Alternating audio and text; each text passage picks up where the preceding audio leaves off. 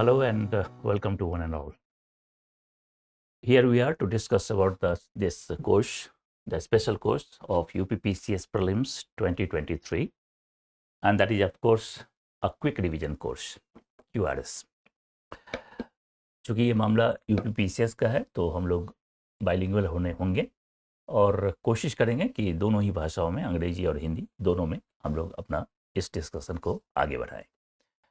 ऐसा इसलिए है क्योंकि जो लोग अंग्रेजी माध्यम में बहुत ज़्यादा कंफर्टेबल नहीं हैं उनको भी वो बातें पूरी तरह से समझ में आ सके।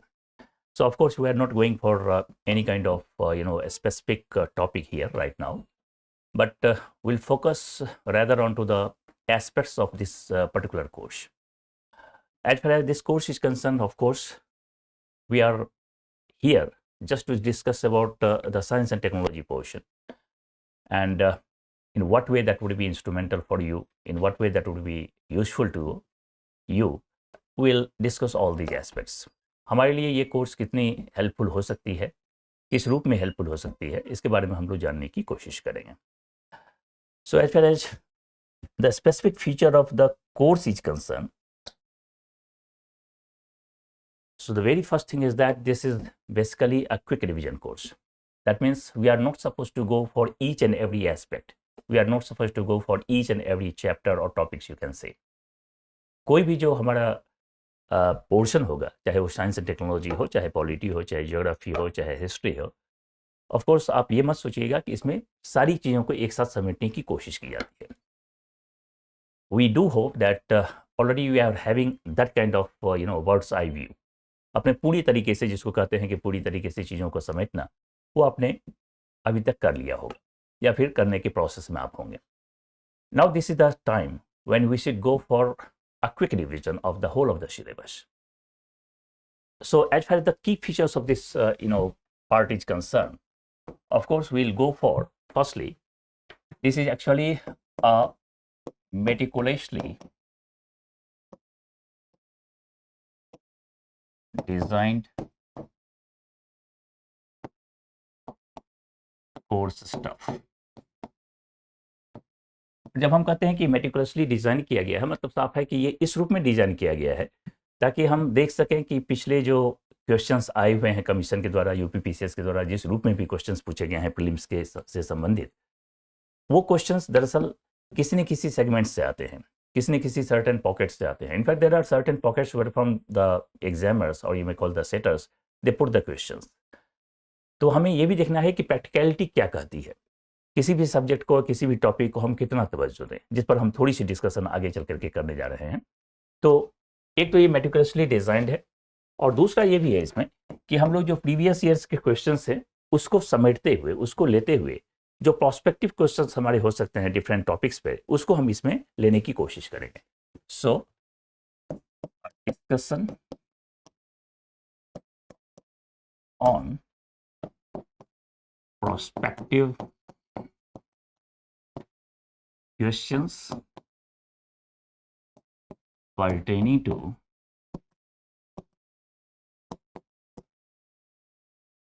the, यहां पर हम लोग स्पेसिफिकली साइंस एंड टेक्नोलॉजी के जो क्वेश्चंस आते हैं, science and technology, and also keeping in view the previous year's questions.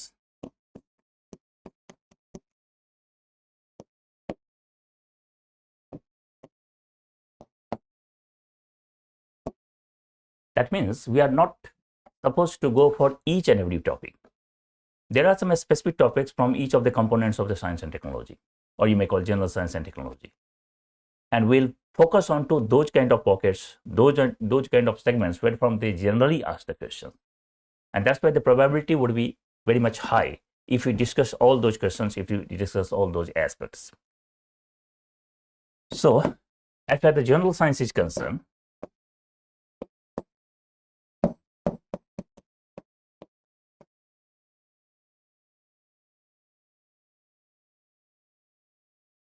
if you go to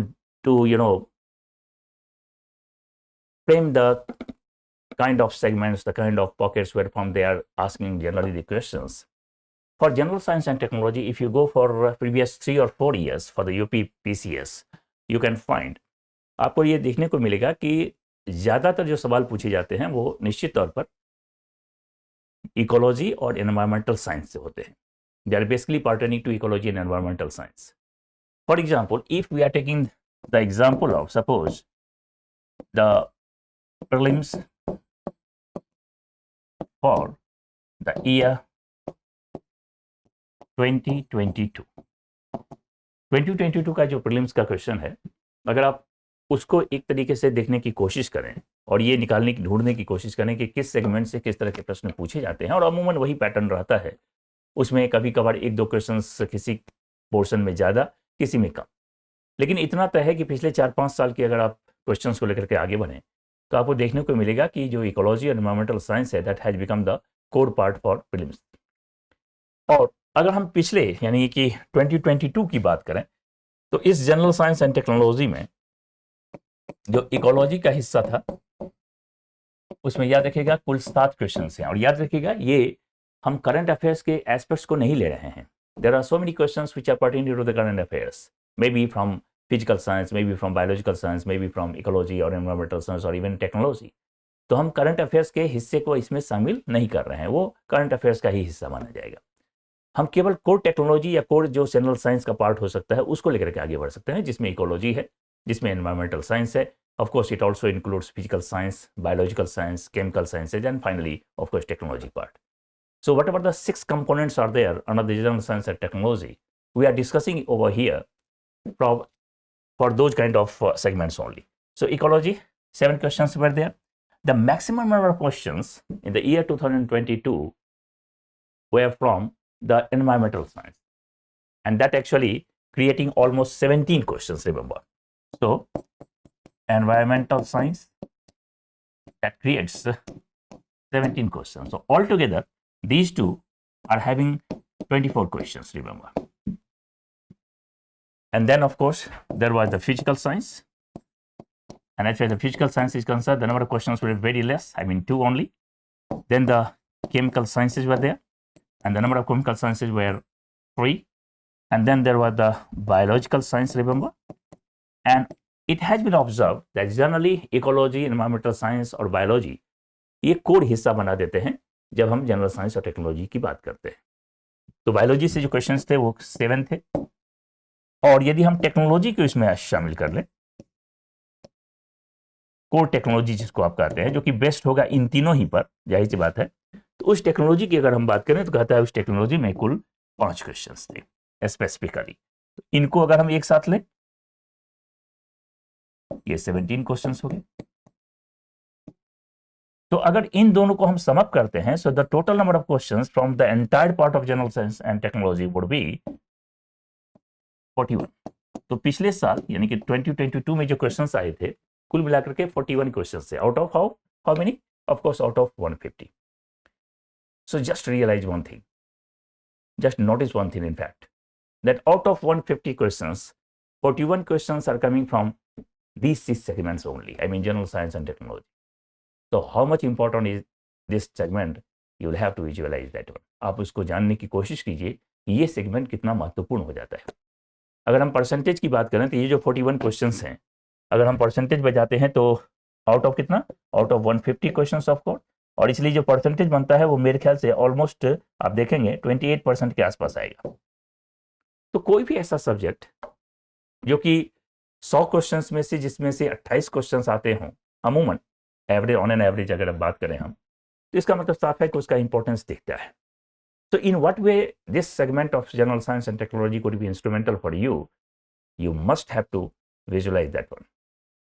और चूंकि नंबर ऑफ क्वेश्चंस बहुत ज़्यादा हैं इस सेगमेंट से, इसलिए gone are the days when you are taking these kind of things, these kind of segments very much for granted. आप इसको फॉर ग्रांटेड नहीं ले सकते हैं. फॉर ग्रांटेड का मतलब हुआ हल्के में लेना. अब वो समय नहीं रह गया. You must have to indulge yourself in these kind of businesses, in these kind of segments. तो इतना तय है कि यदि आप इस सेगमेंट को फोकस नहीं करेंगे तो जो आपकी जो सफलता की दर होगी उसमें थोड़ा सा संदेह नहीं बल्कि बहुत बड़ा संदेह पैदा होगा। इसका मतलब ये मैं कतई नहीं कर रहा हूं कि जो दूसरे सेगमेंट्स हैं उसको हमें इग्नोर करना है। For you of course each and every segment is very very important and you will have to focus on to all those segments. मैं इसकी इसलिए चर्चा कर रहा हूं कि जनरली होता यही था कि खासकर जो इन्वेंटिव बैकग्राउंड के बच्चे होते थे, पहले एस्पिरेंट्स होते थे, they were just eliminating the science and technology portion, but now you can't do that.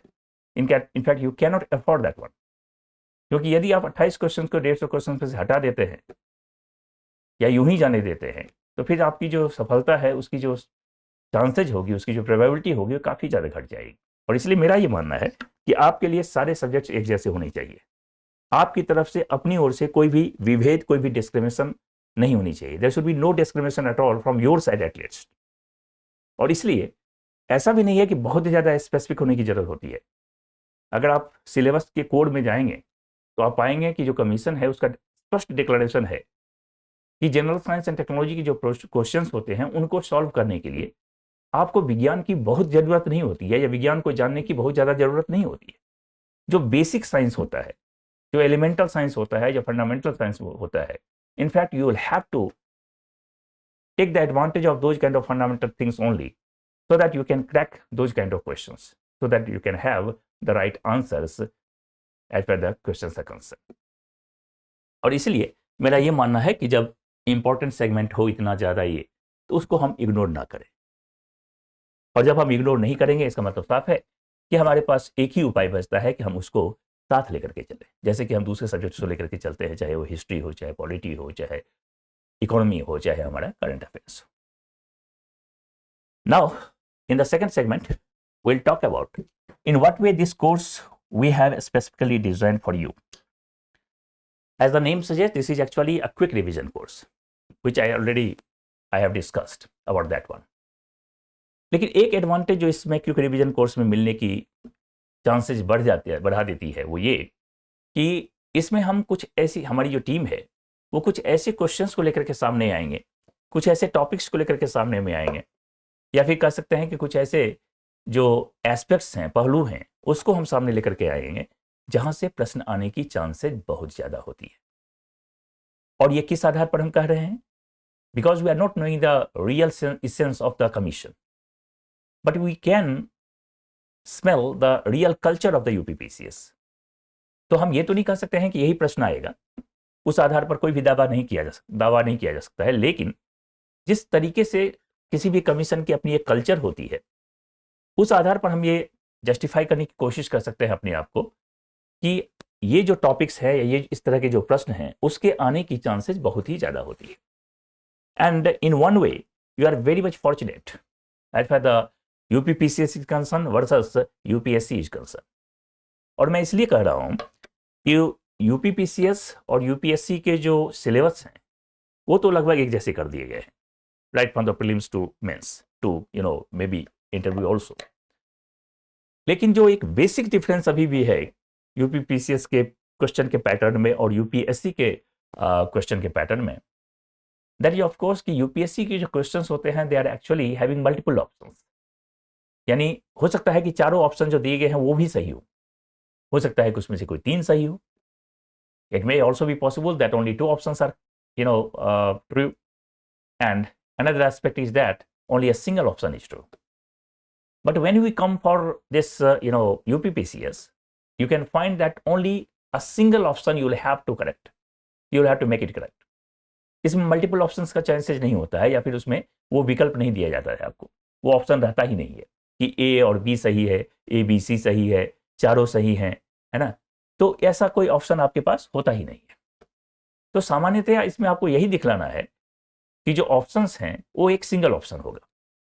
And we can visualise one more thing from this kind of culture of the UPPCS question pattern, that when the one liner questions are there or when the single option questions are there, you can say that basically they are very much associated with the factual parts only.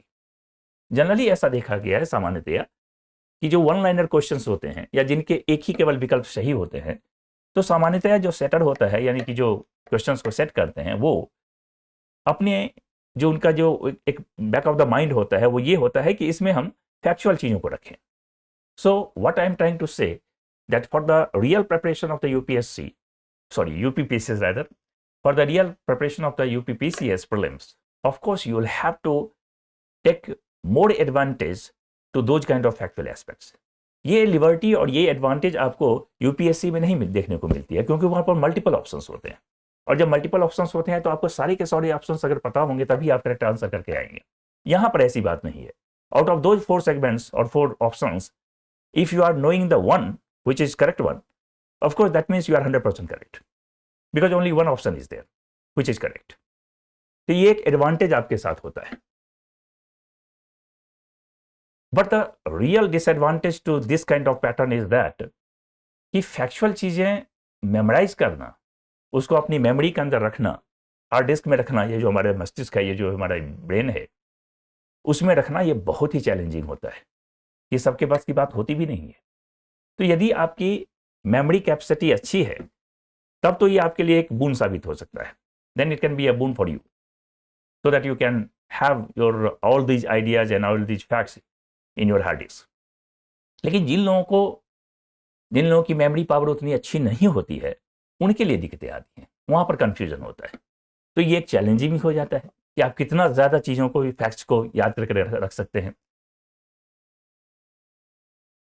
और जब हम कहते हैं कि basically factual या fact based questions होती हैं prelims की यूपीपीसीएस के लिए, इसका सीधा मतलब ये मत लगाइए कि सिर्फ और सिर्फ फैक्चुअल क्वेश्चंस ही होती हैं. There may be certain type of questions which are very much associated with the conceptual part as well. जैसे सोलर एनर्जी की बात होगी तो सोलर एनर्जी में देखिएगा फोटोवोल्टिक सेल से भी क्वेश्चन आया हुआ है, और फोटोवोल्टिक सेल जब आप पढ़ेंगे तो उसके कंसेप्ट को आपको जानना पड़ेगा कि सोलर एनर्जी का कैसे हम यूटिलाइजेशन कर सकते हैं, ताकि that solar energy can directly be converted into electrical energy or electricity. और ऐसा तब होता है जब आप फोटोवोल्टिक सेल को यूज करते हैं. So whatever the basic principle of the photovoltaic cell is there, of course you will have to know that one. इसलिए ये कहना गलत हो जाएगा कि सिर्फ और सिर्फ फैक्चुअल पार्ट से ही क्वेश्चंस आते हैं.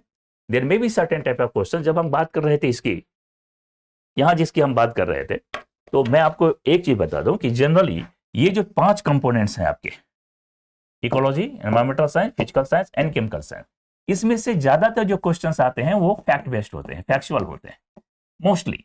इसका मतलब ये नहीं है कि सारे के सारे, लेकिन मोस्टली वो फैक्चुअल होती है. तो ये एक प्लस पॉइंट भी है आपके लिए यदि आपकी मेमोरी कैपेसिटी अच्छी है, और ये माइनस पॉइंट आपके लिए तब हो जाएगा जब आपकी मेमोरी कैपेसिटी अच्छी नहीं है. तो आप फैक्ट्स को इग्नोर नहीं कर सकते, because most of the question would come from that part only. And as far this technology part is concern, that would actually based on the concept only. That's why the questions would be based on to the concepts. I mean conceptual questions only. तो technology portion को conceptually लेने की जरूरत है, और बाकी जो हमारे जनरल साइंस के पार्ट होंगे, जाहिर सी बात है उनको हमें ज्यादा से ज्यादा फैक्चुअली लेना है. तो अब रही बात की जो हम लोगों ने कोर्स डिजाइन किया हुआ है, जिसके फीचर्स की थोड़ी सी बात हम लोगों ने की, हम लोग कैसे इसको लेकर के चलेंगे. तो मैं ऐसा करता हूं कि जो सेगमेंट्स, क्योंकि ये क्विक रिवीजन कोर्स है, तो don't think that will go for 50 hours of session for general science and technology, और मे बी 40 आवर्स और 30 hours. Of course it will be very very less. So when we go for the quick revision course, that means we are very much pragmatic in pragmatic in approach. हमारा जो approach होगा पूरी तरह से व्यावहारिक होगा. व्यावहारिक का मतलब हुआ कि जिस तरह के प्रश्न पूछे गए हैं उसके आधार पर जो भी प्रोस्पेक्टिव क्वेश्चंस बन सकते हैं, या एस्पेक्ट्स बन सकते हैं, या कह सकते हैं कि कंसेप्चुअल पार्ट बन सकते हैं, उन्हें हमें फोकस करना होगा.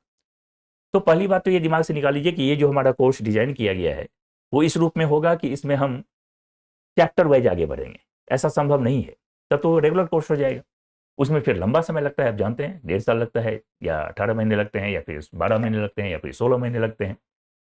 हमारे पास उतना समय है नहीं ना, आपके पास उतना समय है. इस कोर्स की जो कल्चर है उसको समझने की कोशिश कीजिए. ये क्विक रिवीजन कोर्स है, और क्विक रिवीजन कोर्स जब कभी भी हम लोग डिजाइन करते हैं, उसमें हमारी कोशिश ये होती है कि उन एस्पेक्ट्स को हम लेकर के आगे बढ़ें, चाहे क्वेश्चन के तौर पर, चाहे सिद्धांतों के तौर पर, चाहे वो डिस्कशन के तौर पर, चाहे वो टॉपिक्स के तौर पर, जहां से प्रश्न ज्यादातर पूछे जाते हैं. जैसे अगर मैं बायोलॉजिकल साइंस की बात करूं, हम लेंगे सेगमेंट वाइज, हम ले लेते हैं कि कहां कहां से हम किस किस चीज को फोकस करेंगे, क्योंकि वहां से ज्यादा प्रश्न आते हैं. तो अगर हम बायोलॉजिकल साइंस की बात करें तो वहां पर 4 ऐसे टॉपिक्स आपको मिलेंगे जहां से निश्चित तौर पर प्रश्न बनते हैं और जहां से निश्चित तौर पर प्रश्न पूछे जाते हैं। The first one is of course microbiology. ये जो सूक्ष्म जीव विज्ञान होता है, यानी कि जिसमें हम बैक्टीरिया के बारे में बात करते हैं, वायरसेस के बारे में बात करते हैं, या माइक्रोप्लाज्मा उसमें है, या फिर साइनोबैक्टीरिया है ना, या फिर बैक्टीरियोफेज है, या फिर प्रोटिस्टा है यानी कि अमीबा है। ये जो माइक्रोब्स का हिस्सा है वहां से निश्चित तौर पर क्वेश्चन आते हैं। बायोलॉजी में अगर हम दूसरे पोर्शन पर जाते हैं तो कहता है कि दूसरा जो हिस्सा होता है वो याद रखिएगा, वो दूसरा हिस्सा होता है ऑस्टियोलॉजी से। बोन्स का जो कन्फिगरेशन होता है, बोन्स का जो डिस्ट्रीब्यूशन होता है, लार्जेस्ट बोन कौन है, स्मॉलेस्ट बोन कौन है ना, ज्वाइंटलेस बोन कौन है, ये जो बोन्स का सेगमेंट है वहां से अक्सर क्वेश्चन, जाहिर सी बात है वो टिश्यू का पार्ट है, तो हिस्टोलॉजी से बोन्स सबसे ज्यादा इंपैक्टफुल हो जाता है। Then if you go for the physiology part, you can find that mostly the questions are designed or asked from the nutrition part only, I mean the process of digestion only. उसमें enzymes भी आ जाएंगे, इसमें processes भी आ जाएंगे, इसमें and products भी आ जाएंगे, उसमें लीवर भी आता है, उसमें जाहिर सी बात है सैलिवरी ग्लैंड्स भी आ जाएंगी। And then the third one, as far as the biology is concerned, the third aspect which would be very much important for us under this quick revision course, that would be hematology. Hematology का मतलब हुआ the science pertaining to the blood. Blood की जो पूरी chemistry है वहां से अक्सर क्वेश्चंस आते हैं, और जब हम ब्लड की बात करते हैं तो जाहिर सी बात है उसमें सर्कुलेटरी सिस्टम यानी कि हार्ट अपने आप आ जाएगा। तो हिमेटोलॉजी एक बहुत बड़ा कोर एरिया बनाता है। एंड लास्ट जो फोर्थ सेगमेंट हो सकता है हमारे लिए, जिसको हम लोग क्विक रिवीजन कोर्स में भी शामिल करने जा रहे हैं, वो होगा एंडोक्राइनोलॉजी, यानी हार्मोनल जो साइंस होता है, कहाँ से कौन सा हार्मोन निकलता है, किस ग्लैंड से कौन सी हार्मोन निकलती है, उसके चलते क्या डिफॉर्मेशन क्रिएट हो सकती है, कैसे उसको शॉर्ट आउट किया जा सकता है, किन लोगों को वो इफेक्ट करती है, किस तरह से इफेक्ट करती है। तो ये जो पूरा का पूरा एंडोक्राइनोलॉजी है, एंडोक्राइन सिस्टम का जो साइंस होता है, उसको हम लोग फोकस करेंगे। तो अब मैं ऐसा करता हूं कि जो हमारी कोर्स है, बेसिकली हम इस कोर्स को डिजाइन करने, जिस तरीके से हम लोगों ने इसको डिजाइन किया हुआ है, उसी के बारे में हमें अभी बात करनी है। क्योंकि ये जो क्लासेस शुरू होंगी मेरे ख्याल से 24 फेब से शुरू हो रही है, 24 फरवरी से, और ये आप देखेंगे कि चाहे कोई भी कंपोनेंट हो वो स्पेसिफिकली डिजाइन इस रूप में किया गया है ताकि हम अपने प्रश्नों को सही रूप में कर सकें। तो जो मैं एडवांटेज की बात कर रहा था, in what way that this course may be helpful to you, so if you are not a fresher, suppose if you are gone through your whole of the study for this UPPCS prelim this time, then this quick revision course you may assess yourself by as well, कि आपने जो पढ़ा है वो कितना ज्यादा effective हो रहा है, आपने जो पढ़ा है वो किस रूप में डिफर कर रहा है जब आप क्वेश्चंस को देख कर जा रहे हैं, आपने जो पढ़ा है वो कितना ज्यादा आप रिटेन कर पा रहे हैं, कितना ज्यादा आप हेल्पफुल हो रहा है आपकी वो पढ़ाई ताकि हम क्वेश्चंस को कर पा रहे हैं। और यदि नहीं कर पा रहे हैं, so for that matter only we are here. तो इस क्विक रिवीजन कोर्स से एक फायदा जो सबसे ज्यादा आपको मिलने जा रहा है वो ये कि हम कह सकते हैं कि कई सारे ऐसे प्रश्न होंगे जो कि शायद हम इस दौरान डिस्कस करेंगे और शायद आप उनसे अभी तक अनभिज्ञ रहे हो। ऐसा मैं ये नहीं कहता हूं कि आप अनभिज्ञ होंगे ही, लेकिन मान लीजिए अगर 2-3 ही 4 ही क्वेश्चन ऐसे हों जिसको कि आपने अर्न किया यहां पर, याद कीजिए जो रिजल्ट में डिफरेंसेस क्रिएट होती है, किसी का रिजल्ट आना, किसी का रिजल्ट ना आना, और ऐसे भी हम जानते हैं कि जो प्रीलिम्स होता है वो एक स्क्रूटिनी टेस्ट होती है। तो स्क्रूटनाइज्ड आप ना हो, इसके लिए जरूरी है कि 2-3 क्वेश्चंस का भी अगर हेर फेर हो गया, प्लस माइनस हो गया, तो फिर कहता है वारे होते हैं चाहे न्यारे होते हैं।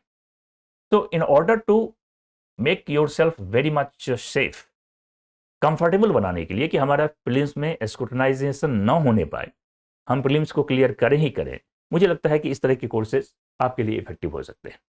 अब जब हम बात करते हैं कि इफेक्टिवनेस होती है इस तरह की कोर्सेज की, और इसमें जो टाइम लिमिट होता है, जो टाइम स्लॉट होता है हम सब के लिए, वो बहुत ही कम होता है, कम रखा जाता है। तो सवाल उठता है कि हम किस रूप में किस कंपोनेंट को ज़्यादा फोकस करेंगे या ज़्यादा थ्रस्ट डालेंगे। तो अभी जो हम डिस्ट्रीब्यूशन अब ले रहे हैं वो हम सब्जेक्ट वाइज डिस्ट्रीब्यूशन ले रहे हैं, और यहाँ पर अभी हम इकोलॉजी एनवायरमेंटल साइंस को इसलिए हटा रहे हैं क्योंकि अभी तक हम लोग इस रूप में जिसको डिज़ाइन नहीं कर पा रहे हैं कि इकोलॉजी एनवायरमेंटल साइंस चूंकि बहुत ही स्पेसिफिक पार्ट हो जाता है, इसलिए उसको हम स्पेसिफिकली किसी दूसरे कह सकते हैं कि सेगमेंट के साथ उसको रखेंगे, यानी कि इकोलॉजी एनवायरमेंटल साइंस का एक अलग सेगमेंट रखेंगे। तो अभी जो हम डिस्कशन कर रहे हैं वो कोर जो जनरल साइंस है और टेक्नोलॉजी है, यानी कि फिजिक्स, केमिस्ट्री, बायोलॉजी और टेक्नोलॉजी, इन 4 एस्पेक्ट्स को पर हम अपने आप को केंद्रित कर रहे हैं। पहले ही मैंने कहा कि इकोलॉजी एनवायरमेंटल साइंस बहुत ही ज़्यादा इंपॉर्टेंट हो जाता है यूपीपीसीएस के ख्याल से, और इसलिए उसको हम अलग सेगमेंट के तौर पर लेकर के आएंगे। तो जब हम जनरल साइंस एंड टेक्नोलॉजी की बात करते हैं, तो if you are talking about general science and of course technology,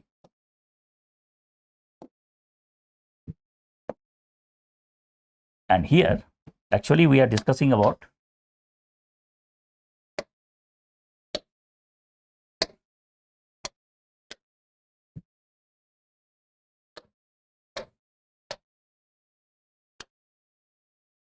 so first we are discussing about the biological science approach, because generally under this segment of general science and technology, mostly the questions are coming from the biological sciences only. And under this biological science, I told you that as far as this quick revision course is concerned, it has been designed in such a way that we can focus 3 or 4 main topics here under the biological science, because I told you that as far as the time span is concerned, that is not that much long. So जो stipulated time होगा, अब वो 10 घंटे का हो सकता है, वो 9 घंटे का हो सकता है, वो 8 घंटे का हो सकता है। उस स्टिपुलेटेड टाइम में, यानी जनरल साइंस और टेक्नोलॉजी के लिए, उस स्टिपुलेटेड टाइम में हम कैसे अपने आप को मैक्सिमम यूटिलाइज कर सकते हैं, in what way I could be helpful to you, of course you will have to see that one. And for that matter इस बायोलॉजिकल साइंस में हम लोग 4 जो टॉपिक्स होंगे उसको हम लोग फोकस करेंगे, और उसमें जैसे मैंने आपको कहा, the very first would be microbiology, I mean the science pertaining to microbes. The second would be the process of nutrition, of course the photosynthetic process, I mean photosynthesis will also be there for the plants, so both for plants and animals. Then of course hematology, I mean the science pertaining to the blood, इसी में याद कीजिए heart भी आ जाएगा। And fourth one, which is also very much important, crucial, that is actually the endocrinology.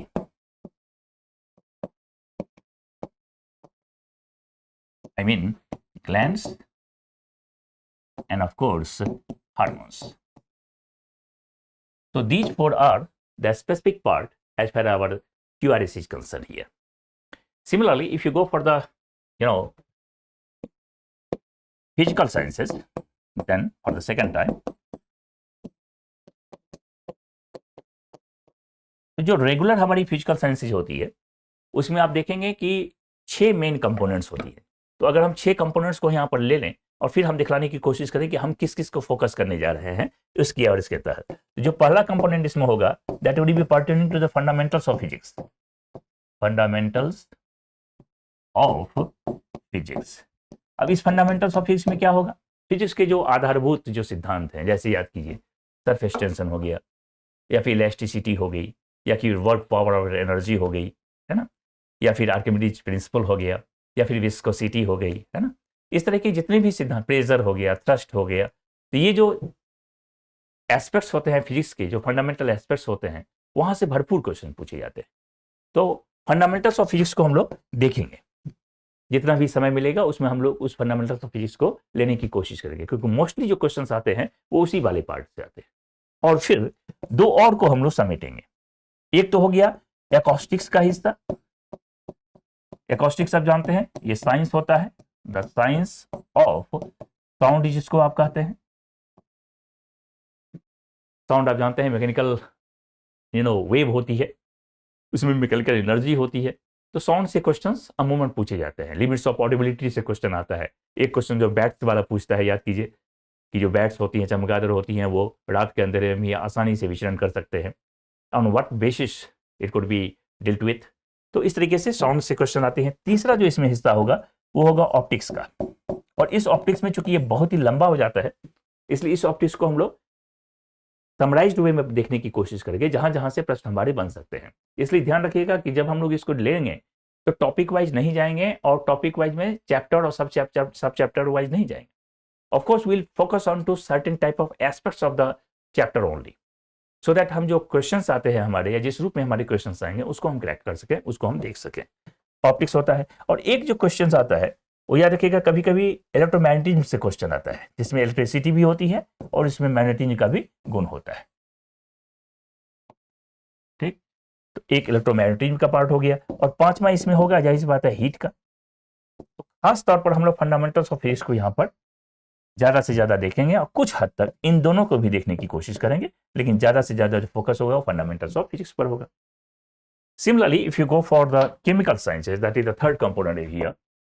So for the chemical sciences, again, they would be ask you the question from the applied part only, not from the definition, or you may call the kind of examples, etc., etc.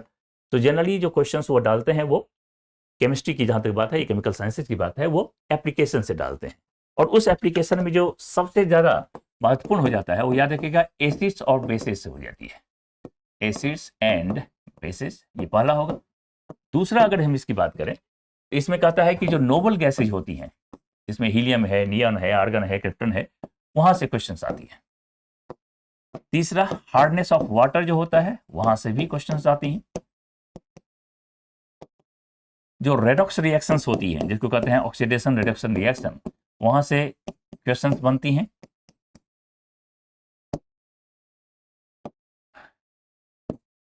और एक segment है जो organic chemistry का हिस्सा बनता है, जिसमें आप जानते हैं कि जो कार्बन होता है उसके कई सारे एलोट्रॉप्स होते हैं। उसमें डायमंड आप जानते होंगे, ग्रेफाइट जानते होंगे, लेकिन जो मॉडर्न एलोट्रॉप्स हैं, जिसमें कि याद कीजिए बकमिंस्टर फ्लोरेंस आता है, या कि फ्लोरेंस इसको कहते हैं, उसी में याद कीजिए ग्रेफिन आ रहा है आज के डेट में। तो जो एलोट्रॉप्स होते हैं कार्बन के, उसको खासा हम लोग इंपॉर्टेंस देंगे, एलोट्रॉप्स ऑफ कार्बन। इस तरीके के 4 या 5 जो टॉपिक्स हैं उसको हम लोग कवर करने की कोशिश करेंगे जब हम लोग केमिकल साइंसेस की बात करेंगे। रही बात the fourth one, of course that is the technological aspect. And under this technology, because this is so smooth or so broad you can say, so obviously when you go for compilation of the technological part, you will have to be very much specific in terms of PV cells, I mean solar energy, then of course hydrogen energy, and related to that is one of the cells that is called as fuel cells. Then of course some of the aspects of the biotechnology, some of the aspects of information technology as well, and then some of the applied technology actually. And under this applied technology, especially we'll discuss about this one, I mean nanotechnology, then of course artificial intelligence and robotics as well, to some extent laser technology as well, and then quantum computers. So these are some of the segments pertaining to the applied technology. इस technological part में ये अक्सर पूछा जाता है। Hydrogen energy upcoming energy है, बहुत ही ज़्यादा थ्रस्ट गवर्नमेंट ऑफ इंडिया भी डाल रही है इस पर। बायोटेक्नोलॉजी के कुछ सेगमेंट्स होंगे जिस पर हमारी नज़र होगी, जैसे स्टेम सेल्स हो गया। इंफॉर्मेशन टेक्नोलॉजी को कोशिश ये रहती है कि जो करंट अफेयर्स का हिस्सा होता है, जनरली जो इंफॉर्मेशन टेक्नोलॉजी से क्वेश्चंस आते हैं वो करंट से ही रिलेटेड होती हैं। ये करंट में ज़्यादा रिलेवेंट होगा, इसलिए हम सैद्धांतिक तौर पर हो सकता है कि इंफॉर्मेशन टेक्नोलॉजी में समय की कमी के चलते ना जा सके, लेकिन अप्लाइड टेक्नोलॉजी में खासकर नैनो टेक्नोलॉजी हो गया, या फिर लेसर टेक्नोलॉजी होगी, या क्वांटम होगी, या फिर आर्टिफिशियल इंटेलिजेंस हो गया, इन सबको हम लोग फोकस करने की कोशिश करेंगे। तो by and large, if we look into the designing of this course, we can say that we'll be sticking to certain objects only, and the sole objective of this course is just to make efforts in such a way that those kind of aspects, those kind of discussions, and of course those kind of framing of the questions may be very much helpful to you. So with this, we are ending up this edition of a specific video session. We'll come with the regular courses for this QRS. Thank you very much. Take care.